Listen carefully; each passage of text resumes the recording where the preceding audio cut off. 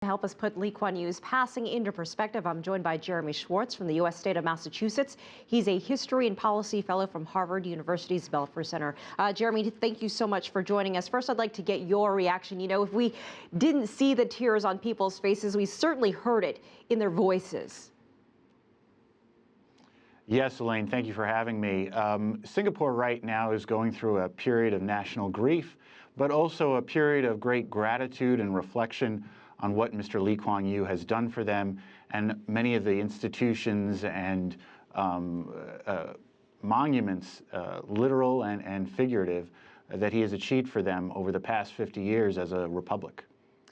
Lee Kuan Yew led Singapore for about 31 years, the longest term as prime minister in the world. How would you describe his leadership? Was he more well-liked or was he rather more well-respected? He was definitely respected and admired, and as one of our politicians in the United States has said, through respect comes great love. So I would say that what we are going to notice among Singaporeans and also among those around the world is that Mr. Lee Kuan Yew was greatly respected for his vision, for his tenacity, for his resolution, and for the results he's been able to achieve as Prime Minister and then as Senior Minister and Minister Mentor. So he is definitely universally respected, and I would say that the outpouring of grief demonstrates that he's certainly loved by a significant amount of Singaporeans.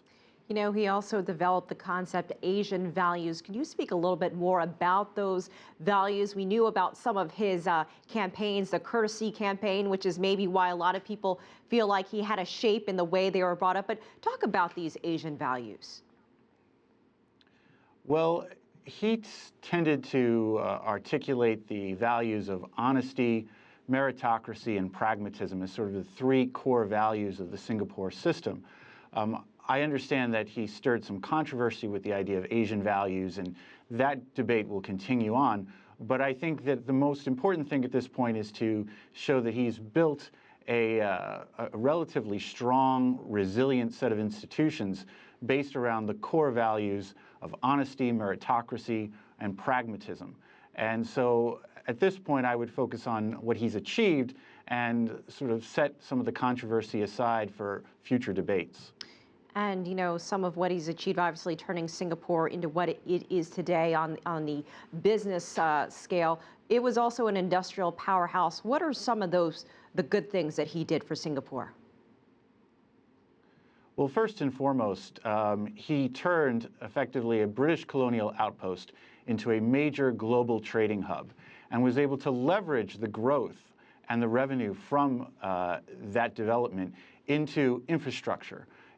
Institutions such as Biopolis, Fusionopolis, Jurong Industrial Park, one of the most busiest port container hubs in Asia. And he's been able to build on that. NUS is now ranked number 22 in the world in terms of global universities and continues to do very well. So when you look at it in terms of what he's done, home ownership rates are one of the highest in the industrialized world. Per capita wealth is one of the highest in the world. Competitiveness is somewhere either number 1 or number 2. So in real terms, he's really accomplished a lot, not just on the graphs, or so to speak, that policymakers or policy scholars like we do, but for ordinary people on the street, he's done a great deal for Singapore. All right, Jeremy Schwarz joining us from Massachusetts. Thank you so much for your time.